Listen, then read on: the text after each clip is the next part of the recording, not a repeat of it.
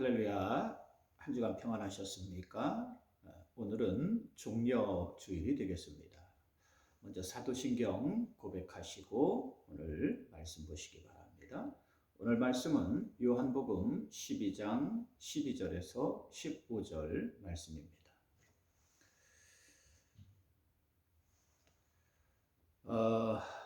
지나고 나니 좋은 일도 있었고 나쁜 일도 있었습니다.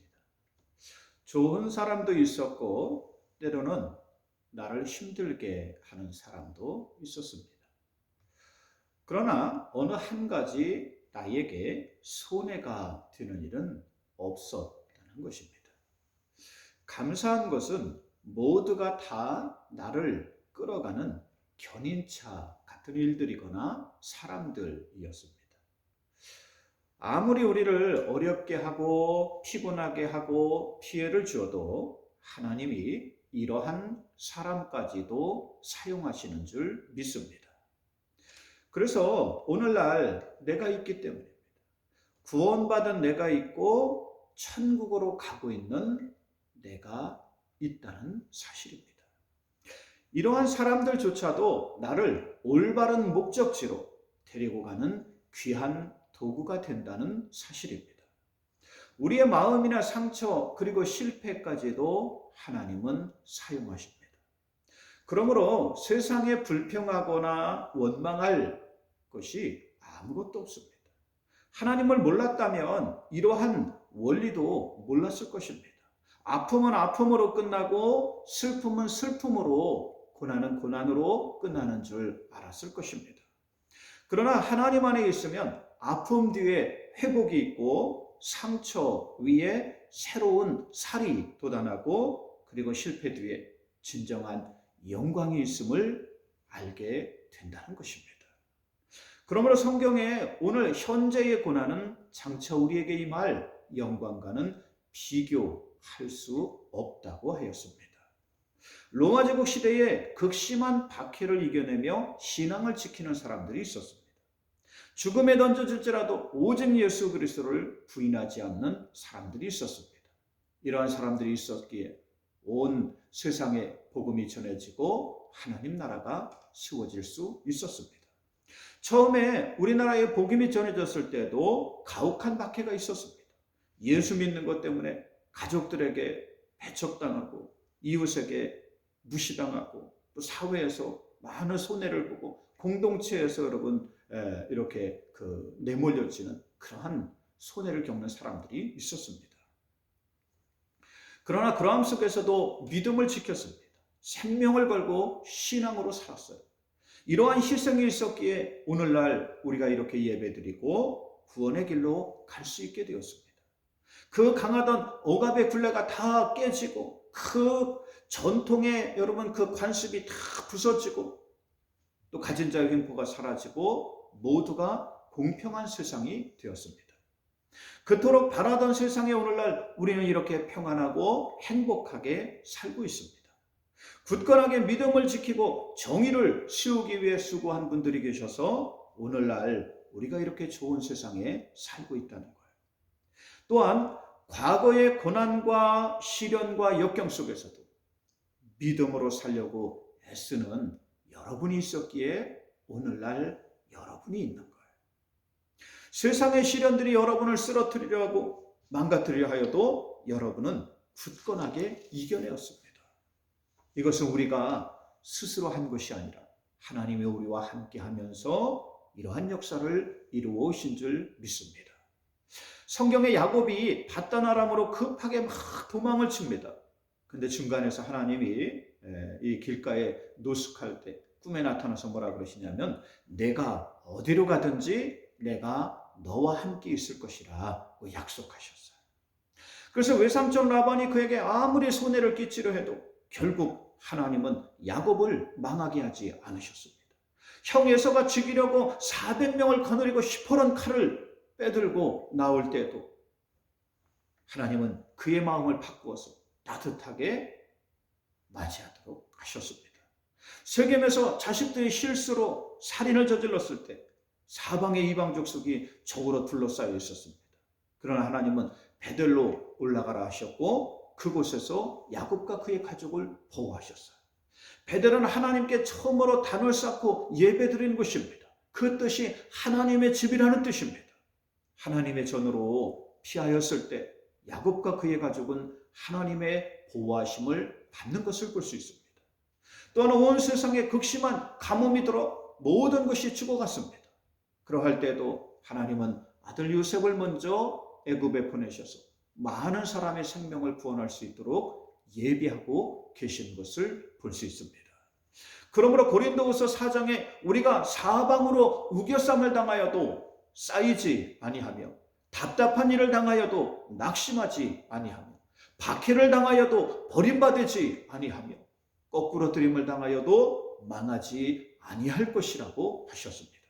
로마서 8장 28절에 하나님을 사랑하는 자, 그 뜻대로 부르심을 받은 자들에겐 모든 일들이 협력해서 선을 이루어가게 하신다고 약속하셨어요.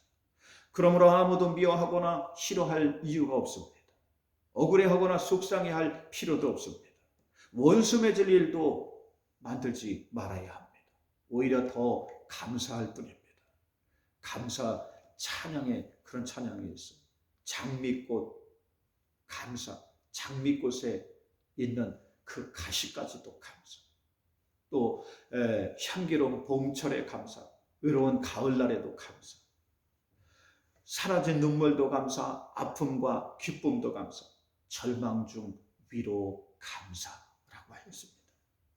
예수님은 그러므로 모든 것에 감사하며 사셨어요. 가족들이 인정해 주지 않아도 원망하지 않았습니다. 이웃들이 인정해 주지 않아도 불평하지 않았어요. 주변에 늘 대적들이 따라다니며 공격합니다. 아픈 사람을 치료하면 왜 안식일에 병을 고쳤냐고 공격하고, 귀신 들린 사람을 치료해주면 귀신의 왕인 바알세불을 지폈다고 공격하고, 문둥병자를 치료해주면 부정한 자를 가까이 한다고 공격하고, 또 마태를 제자로 부르면 죄인인 세리를 제자로 두었다고 공격합니다. 마을에서는 근본도 모르는 자식이 동네 망신을 시킨다며 또 비난했어요. 심지어는 귀신이 들려서 미쳐서 돌아다닌다며 그 친척들이 잡으러 나오는 일까지도 있었습니다. 권세자들은 예수님이 왕을 사칭하여 사람들을 선동한다고 또 이런 모함을 했습니다. 그러나 사람들이 떠나면 자기들의 지지 기반을 잃을까 봐 이것을 염려했기 때문이에요. 결국 예수님을 붙잡아 율법을 어겼다는 죄명을 뒤집어 씌워서 로마 총독에게 넘기면서 사형시켜달라고 그랬어요.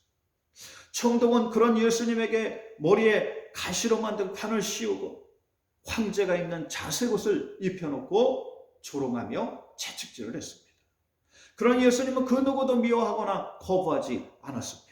심지어는 자신을 십자가에 못 박는 사람들까지도 용서해달라고 기도하셨어요. 어떻게 그러실 수 있었을까? 바로 이러한 원리를 아셨기 때문입니다. 하나님의 세상의 모든 사람을 사용하신다는 이 원리를 아셨기 때문입니다. 좋은 사람들뿐만 아니라 나쁜 사람들, 악한 사람들까지도 하나님이 사용하신다는 사실을 아셨기 때문이에요. 이들을 사용해서 오히려 더 큰 하나님의 목적과 역사를 이루어가심을 믿었기 때문입니다. 하나님이 모든 세상의 주인이십니다. 우리 인생의 주인도 하나님이신 줄 믿습니다. 그러므로 하나님은 누구든지 당신의 목적을 위해 사용하신다는 사실을 우리는 알아야 합니다. 이러한 사람들을 통해 우리는 하나님의 계획하신 일들을 이루어가고 우리가 가야 할 올바른 목적지, 최종적인 목적지에 도착할 수 있게 된다는 사실이에요. 그러므로 누구도 미워하거나 원수 맺음으로 살 필요가 없습니다. 하나님이 사용하시는 도구가 되는 줄 믿습니다.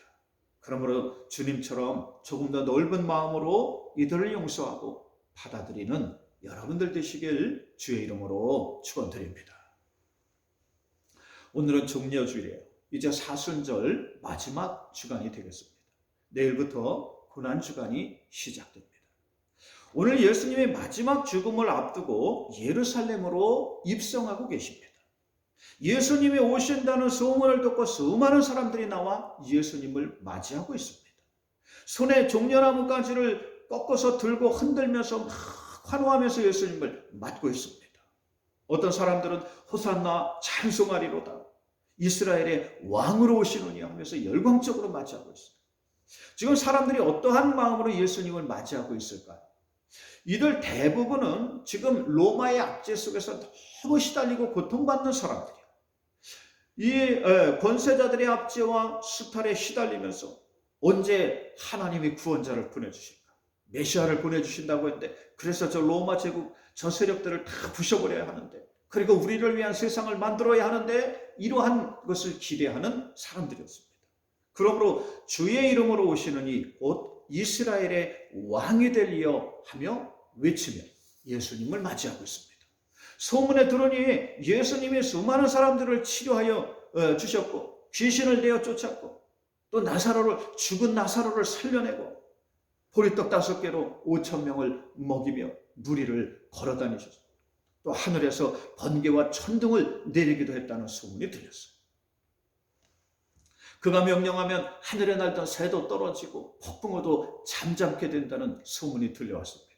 수많은 사람들이 그를 따르고 있으니 곧 군대를 모집하여서 자기들을 압제하고 있는 로마의 세력을 단번에 몰아낼 수 있을 것이라고 기대하였습니다. 그러나 예수님은 정반대의 마음으로 지금 예루살렘에 입성하고 계신다는 사실입니다. 하나님의 계획하신 최후의 구원 계획을 위해, 이것을 이루시기 위해 지금 예루살렘 성으로 들어가고 계시는 겁니다. 자신은 많은 고난과 시련을 당할 것이고 그 뒤에 십자가의 죽음을 맞이할 것을 아시고 지금 예루살렘으로 입성하고 계십니다. 이것을 제자들에게 넌지시 알렸을 때 제자들은 그게 무슨 말이냐? 지금 사람들이 무엇을 기대하고 있는지 아느냐? 말도 안 되는 소리 하지 말아라 하면서 인정하지 않으려 했습니다. 자기들 생각과 너무도 달랐기 때문이에요. 그러므로 끝까지 베드로는 칼을 가지고 반대하는 세력과 싸우려 했습니다. 그러나 이러한 자기들의 기대에 어긋남이 예수님이 힘없이 군사들에게 붙잡히죠. 예수님을 두고 다 주력날 쳐서 도망쳐 버렸습니다. 또한 오늘 기쁨으로 환호하며 예수님을 맞이하였던 사람들은 어떻게 합니까? 예수님이 자기들이 기대하였던 모습과 다르자 오늘의 환호성은 야유와 비난으로 변합니다. 빌라도가 예수님을 풀어주려 하자 십자가에 못 박으라고 소리쳤어요. 예수 대신 바라바를 풀어달라고 소리쳤습니다. 골고다 언덕으로 십자가를 지고 가는 예수님을 향해서 돌을 던지면서 침을 뱉으면서 조롱했어요. 십자가에 매달아 놓고 내가 하나님의 아들이면, 내가 능력자면 한번 내려와 보라 하면서 조롱합니다.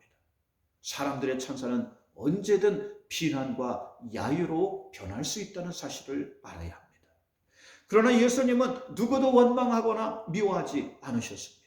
지금 비난하는 사람들 중에는 자신이 치료해준 사람도 있었습니다. 귀신을 내어 쫓아준 사람도 있었습니다. 그의 가족들도 있었어요. 오병이어의 기적을 행할 때에 함께 그 자리에 있던 사람도 있었습니다. 죽었던 회당장의 딸을 치료해주고 12의 혈루증을 앓던 여인을 치료해 주었습니다. 죽었던 나사로를 치료해 주었어요. 그들의 가족이 그 자리에 있고 그 당사자가 그 자리에 있기도 했습니다. 그러나 누구 하나 예수님의 편을 드는 사람이 없었어요. 변호해주는 사람이 없었습니다. 큰 야유와 조롱 속에 그들의 목소리가 묻혔을 수도 있어요. 예수님은 그 누구도 변명하거나 또 미워하지 않았습니다. 왜 그렇습니까? 이 모든 것이 하나님의 뜻이기 때문이에요. 하나님이 당신의 계획을 위해서 일하여 가심을 믿었기 때문입니다. 지금 눈에 보이는 원리보다 더 큰 원리가 있었기 때문입니다. 지금 눈에 보이는 상황보다 더 중요한 하나님의 계획이 있었기 때문이에요. 지금 현재보다 더 중요한 목적지가 있었기 때문이에요. 하나님이 지금 그곳으로 인도해 가고 계심을 알았기 때문입니다. 그러므로 아무도 미워하지 않고 아무도 원망하지 않고 현재의 상황에 절망하지 않으셨습니다. 죽음의 순간까지도 하나님께 순종하셨어요. 그리고 이러한 하나님을 향한 신뢰와 믿음이 바로 부활의 역사를 만들어낸다는 사실이요. 세상의 모든 것을 깨는 역사를 이뤄냅니다. 세상의 모든 부조리를 다 부수는 역사를 이뤄냅니다. 그리고 이 세상에 새로운 생명의 역사를 만들어낸다는 사실입니다.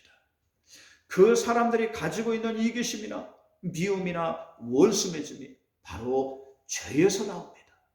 그러므로 우리의 욕심이 잉태한 즉 죄를 낳고 죄가 장성한 즉 사망, 죽음에 이르게 된다고 성경에 분명히 알려줍니다. 그러니 예수님이 모든 것을 지시고 십자가에서 죽으심으로 더 이상 이 세상에 죄의 원리가 통하지 않게 하셨어요. 예수님의 세상에 있는 모든 죄악을 십자가에 못 박아 죽으셨으므로 더 이상 우리가 죄에 끌려 살지 않게 하셨습니다. 더 이상 죄가 우리 속에 자라나지 못하게 하셨다는 거예요. 역사하지 못하게 하셨다는 거예요. 그러므로 더 이상 사망, 죽음이 이 세상을 지배하지 못하게 되었습니다. 그러므로 우리는 더 이상 이러한 죄악에 끌려 살아서는 안 됩니다. 예수 그리스도를 통해 우리는 새로운 삶을 살아야 합니다. 더 이상 우리는 이 세상의 원리에 지배를 받아서는 안 됩니다. 더 높은 하나님의 원리를 따라 살아야 합니다. 구원의 원리를 따라 살아야 합니다. 이것을 위해 예수님이 이 세상에 오셨고 십자가의 죽음까지 감당하셨기 때문입니다. 여러분, 세상의 환호나 야유 때문에 너무 마음 상하지 마시기 바랍니다. 너무 이랬다 저랬다 하시지 마시기 바랍니다. 우리가 바라볼 것은 이러한 게 아니에요. 바로 이 모든 것을 이기고 승리하신 승리의 주님이신 줄 믿습니다. 그러면 우리 인생을 바르게 살 수 있어요. 우리가 가야 할 길이 올바로 나타납니다. 우리가 나가야 할 길이 보이게 되고 있습니다. 우리에게 사망, 죽음까지 이기신 부활의 주님이 계신 줄 믿습니다. 이러한 주님이 오늘도 여러분을 인도하고 계십니다. 어느 곳에 있든지 여러분과 동행하며 함께하고 계신 줄 믿습니다. 이러한 주님을 신뢰하며 믿음으로 승리하는 여러분들 되시길 주의 이름으로 축원드립니다. 한 주간 동안 하나님이 나를 위해서, 나를 구원하시기 위해서 이 세상에 오셔서 고난당하시고 나에게 생명의 길을 열어주셨음을 명심하고 부활의 영광을 기다리는 여러분들 되시길 주의 이름으로 축원드립니다. 기도합니다. 하나님, 오늘 이렇게 방송으로 예배드리게 하심을 감사합니다. 어느 곳에 있든지 하나님의 말씀 가운데 살아가는 우리 예수원교회 성도들, 또한 방송을 듣는 성도들 되도록 인도하여 주시옵소서. 예수님의 이름으로 기도 올리옵나이다. 아멘. 다음 주는 부활절입니다. 될 수 있으면 다 교회 나오셔서 함께 예배 드릴 수 있도록 하시기 바랍니다. 주기도문 하시고 예배 마치시기 바랍니다.